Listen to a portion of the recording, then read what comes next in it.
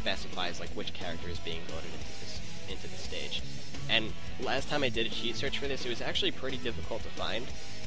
So in the event that I can't narrow it down enough, excuse me, in the event I can't narrow it down enough, I do have the address written down.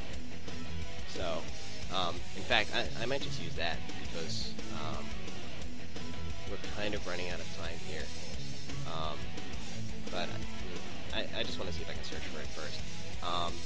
But I will search under the presumption that I'm guessing each character ID is a very simple like 0, 1, 2, 3, 4, 5.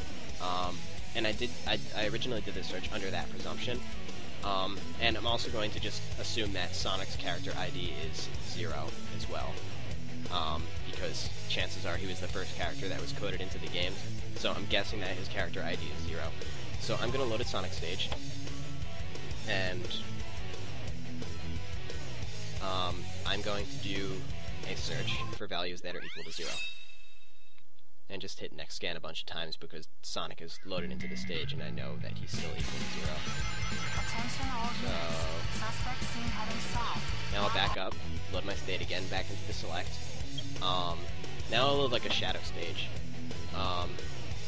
And I don't know what character value shadow is, so I have to use an unknown here, previous value, and I just have to say not equal to the previous value, because shadow, his ID is not going to be equal to 0. So I do next scan. But now I have to set equal to this value because that value is still shadow, so the next scan a bunch more times, and you can see this is kind of getting narrowed down, like a decent amount. And since I'm also assuming that the character IDs are like 0, 1, 2, 3, 4, 5, 6, I'm going to say that the value is going to be less than like 8, I guess. Like next scan. So now it's getting narrowed down a pretty decent amount. So let me load another state, and let's load like an Eggman stage or something, or a Knuckles stage. It really doesn't matter. But first, I'll say not equal to the previous value because we're loading a different character, and that didn't really do much for me. But I will also say less than value of 8. Next scan. That helped a pretty good amount. And now I'll just do equal to the previous value a bunch of times. Let's see if we can narrow it down. And it's not really doing much for us, so let's go back to the character select. Load like a tail stage. First thing, not equal to the previous value, because it's a new character. Yeah, that did a pretty good amount for us. And now I will say less than 8. Alright, we're getting there. And a bunch more. Let's see if we can narrow this down anymore. I can't see it too.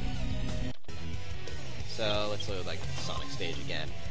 And I'm assuming Sonic is probably equal to 0, so let's just do that. Next scan. And it looks like that didn't really narrow it down at all. But we only have 31 values here. And that might seem like a lot to do like trial and error. But it's better than like the 200,000 that, you know, we kind of started with.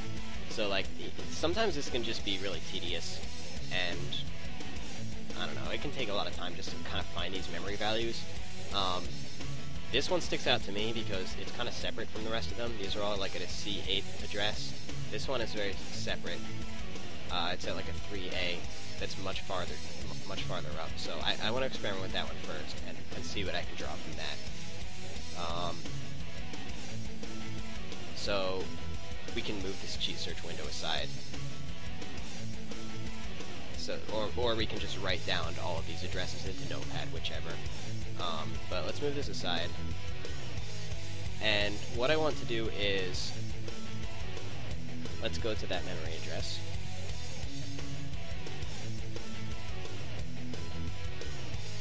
So this is our address. Right now it's 0. So let me load like, no, not 280. Yeah, I'll load like the Knuckles stage, and we'll see how this address changes. So this changed to 4. Let's back up again, and we'll load like a shadow stage, and it changes to 1. And we'll load like a changes is 6. So this looks like it might have to do with like whatever character we're loading. We can test this by like, we saw that shadow was equal to 1, so let's load like another shadow stage, like White Jungle, and check this again. And you can see it's also equal to 1 this time. So this looks like it has some correspondence to the character, or the character ID that we're loading.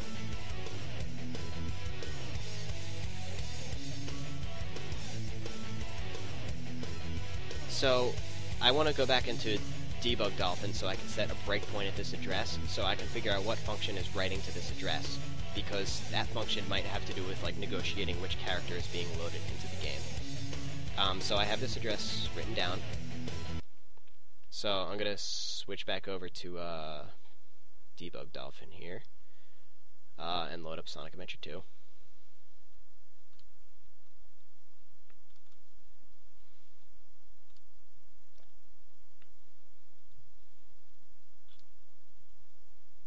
And I'll wait till I get to the character select screen before setting that break. Get rid of this one. I'll wait till I get to the character select screen before setting the breakpoint, because memory writes can be very unpredictable in like different areas of the game, and I don't want the code execution to like pause at some random spot. So let me just, this might take some time because debug is slower, so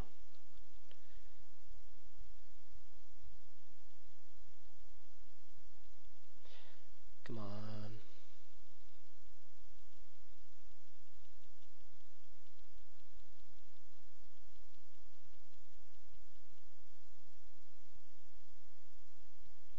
Thanks if you're still here, by the way. It's been a couple of hours now, and if your brain is not fried, then I commend you, and I thank you for joining me until the end. And it does get more exciting. I mean, toward the end. Like, the modifying code stuff, in my opinion, is much more fun and exciting than just, like, messing around with memory.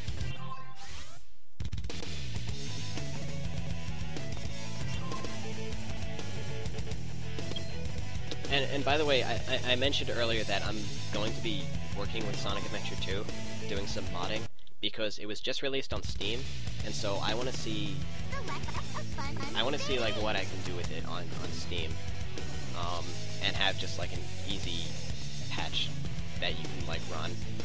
I actually want to improve the controls. Sonic controls a lot like a character would in like Brawl, where it's very hard for him to retain his momentum. Like every time you jump, you lose your momentum, and it's really like a not smooth process. And the controls are just like bad, especially with the mechs like Tails and Eggman. It's like not a good experience. And so, oh, is there a Sonic Adventure 2 remake coming? No, I don't think. No, it's just probably just like an HD. I don't know. The Steam version just came out, and that runs in HD, but like it's not a good port. But anyway, like, I really want to mess around with, like, Sonic's controls and see if I can have him retain momentum, give him, like, a little bit more gravity, and just, like, things that will make him a lot more fun to play, as well as, like, making the mechs a little less frustrating.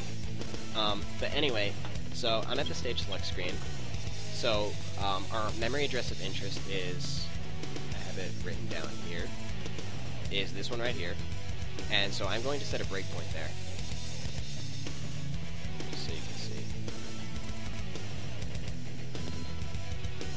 Oh, and there's a start and end, because you can set like a range of memory values if you want for the breakpoint, but I'm interested in just this one.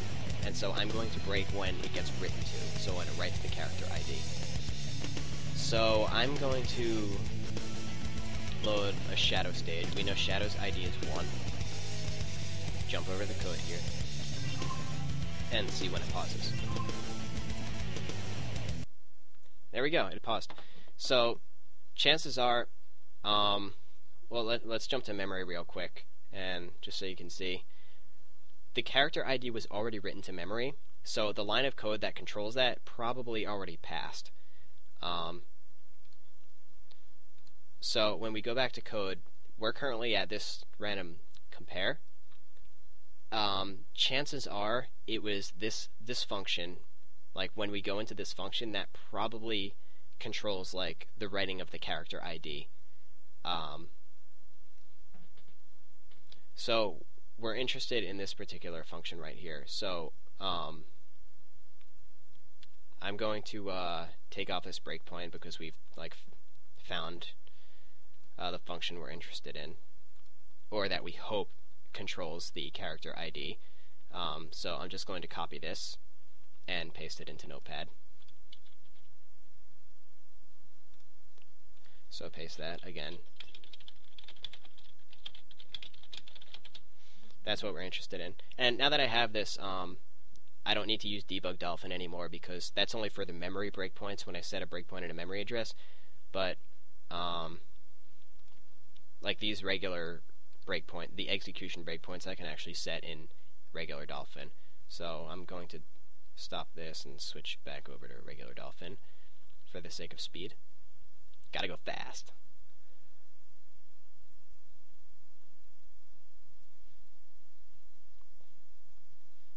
Let's load this up again.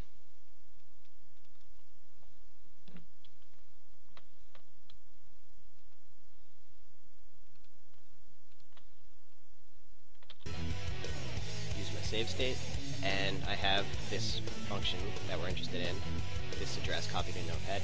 So I'm guessing that when it branches over to this function, it's going to do something that has to do with like storing the character ID. So let's load City Escape. Sonic's character ID is 0, and it's going to hit that breakpoint, and let's step into this function here. Step in. So this is a pretty small function. Remember, BLR is like the return, so once it hits BLR, the function's over, and it'll go back to where we were before. So let's step forward, see if this branch hits. It doesn't. So here it's storing a value. It's storing register 4 into some place of register 13. So if this really does control the character ID, then let me go over to registers, and register 4 is 0. This isn't very telling so far because this could be anything. So picking Sonic was probably a bad example because like we don't have a good indication. We'll probably want to do this more than once. I'll hit that breakpoint again, and we will see if that register holds like a different ID. By the way, Dolphin's breakpoints can be a little bit buggy, and every time you hit it, you should take it off and put it back on. I don't know why, but it helps. So we'll load a shadow state. We know shadow's ID is 1. So let's step into this function again and look at the registers. And we can see register 4 is equal to 1 now. So it's very possible, very likely in fact, that register 4 is what is holding the character ID, and this address here is what's storing the character ID to memory. So what we can do is, I'm going to back up one more time. We'll load City Escape again. Reset this breakpoint. Step into the function, and right before it stores register 4, I'm going to go in and I'm going to change register 4 to 1, which is Shadow's ID, and we will see if that has any effect on the game. And when you use stuff like this, it's completely unpredictable. I don't know if this controls the character. It could control like some random graphic, or like, I don't know, it could have no effect by changing that. Or like it could even end up crashing the game. Like I was messing with this and I did end up crashing the game a couple of times. So I changed this register from 0 to 1, and so it's going to store now Shadow's ID into this memory address, and if all goes well, we're hoping that this will affect the character in some way. So the first thing we notice, this is very interesting because these graphics are now red instead of blue, and red is Shadow's color. And I first saw this, and I got worried because I was thinking, like, this address, like, it might not control the actual character, it might just control, like, the color of the graphics on this screen. But it's still very interesting to see. And let's keep going and see what happens if this makes any changes in the game. And as it turns out, I got very lucky, and we are now playing as Shadow in City Escape, complete with the snowboard or whatever.